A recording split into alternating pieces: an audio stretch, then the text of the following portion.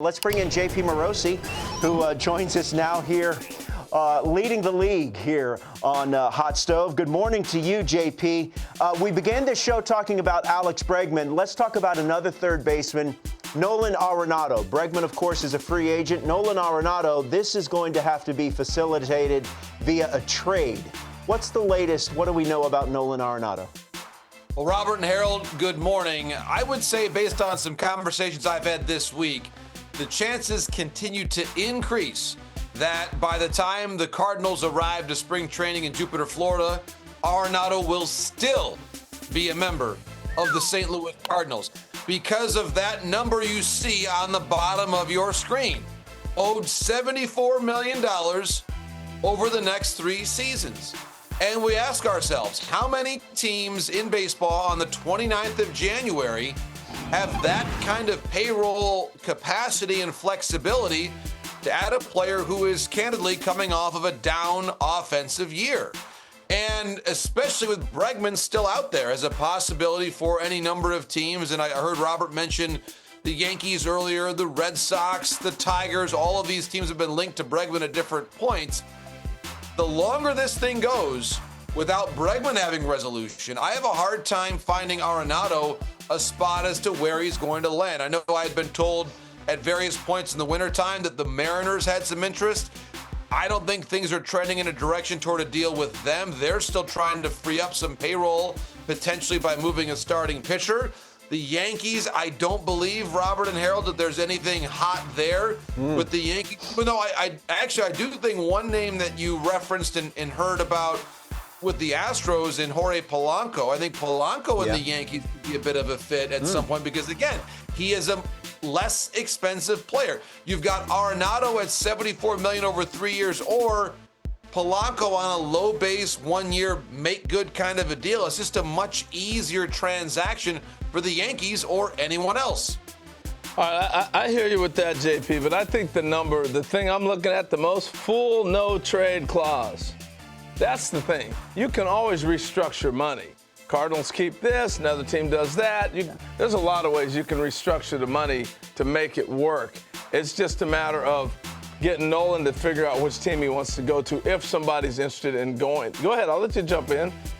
Go ahead, I'll come right back at you. Go right ahead. Well, and Harold, let's make the point that he had a chance to go to Houston and said no. And things really haven't gotten back to that point since he said no to the Astros. So there's that question, Harold, and you know this from having been a player before. Okay, so let me jump in on that before you move forward. He said no because they gave him like 24 hours. He has the right that he's earned as a player to have a no-trade clause. And that means I'm figuring out what's best for my family, not what's best for the Cardinals. And so I still think if that window was conversation that's still going with Bregman not there, had they continued to talk this through for the last month, you might have got him to take it. I don't know. That's just my take. But the point is that he has that right. And so whether it's what other team it is, for him, he'll just go back to St. Louis. That's fine. I'll go play third base. How awkward if you can't will work that something be? out. How awkward will it be? It may be awkward, but the thing is, once you start, if you hit and you play your game, oh, well, it's awkward right now because all we do is talk. We can't say, hey, did you see that 3-run homer last night? He hit in the ninth? True. You know, you see that error he made in the first? You know, we can't talk about the sport.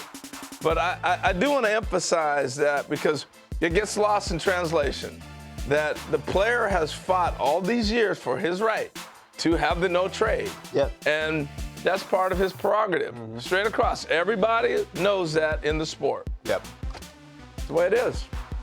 Hey, JP, Nick Pivetta, free agent pitcher. What's his market looking like?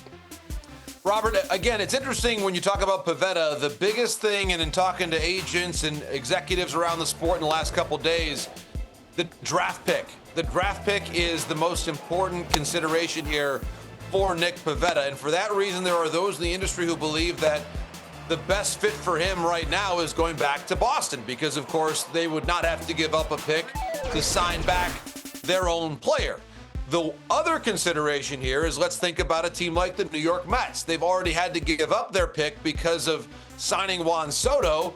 Well, at that point, then the next marginal penalty for signing a QO player becomes further diminished. And in the case of the Mets, we already saw them make some aggressive moves to help boost their farm system at the 2023 trade deadline. So perhaps they're a bit more comfortable with that expenditure of the money and the pick if, in fact, they went the route of signing Pivetta. So I think much like, and we discussed with Arenado, it's the amount of money that's due to him that's sort of holding up the market. With Pivetta, it is the draft pick that so many teams hold very, very dear in the current CBA of Major League Baseball.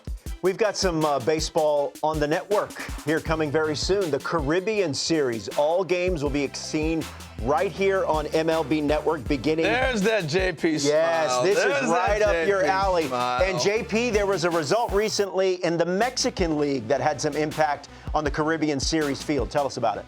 Los Charros de Jalisco in Guadalajara, they are the champions of the Mexican Pacific League, and they are on there with a great time here, and there they are, the champions. Benji Gil, who's been the manager of Team Mexico. They won on a squeeze play? They wanted a squeeze play, Harold, a squeeze play. We love winter ball. I love winter ball. It's one of my favorite times of the year to just see the passion. We saw it in the Dominican. We saw it in Mexico last night, even as Los Charros win on the road. And now we talk this weekend again, Friday. Live baseball doubleheader on MLB Network. It's going to be in Mexicali, Mexico. We've got stars that we know from Major League Baseball. We saw the great home run by Junior Caminero for the Dominican Republic, for Escogido, and manager Albert Pujols. Here are some key players, names that you know that'll be involved. Gene Segura, Johnny Cueto. Cueto's Robert, number 100, by the way. Yes. Number 100. Harold, that's one of my favorite details. Robert, on the show yesterday, we talked about this. Johnny Cueto was wearing jersey number 100 for Escogido and manager Albert Pujols this week at the Caribbean Series. So Manny Bañuelos, he's pitched very well. Ildemar Vargas for Los Cardenales de Lara, the champions of Venezuela, managed, by the way, by Henry Blanco. So he's someone that I think I look at as a future Major League manager, too. So you've got some managers that we know well, some players that we know well, and you're going to be able to watch it all on MLB Network starting Friday. I cannot wait. You know why it's on MLB Network, don't you, JP? It's because you've been flying all over the place. We knew you took off and went over to Japan, overseas, to Japan and Korea. Yeah. We figured, make sure it's on here, and he can just stay home in Michigan and watch every game. Yeah, it should be a lot of fun, and it's a great watch. It's just great to see how other countries, particularly those in the Dominican and other in Puerto Rico, Mexico, how they consume baseball, how they watch it. It's vastly different than how we watch it. I think we could learn a thing or two from how they watch it and consume the game, but it should be a lot of fun. JP, we appreciate it, man. We'll talk to you tomorrow.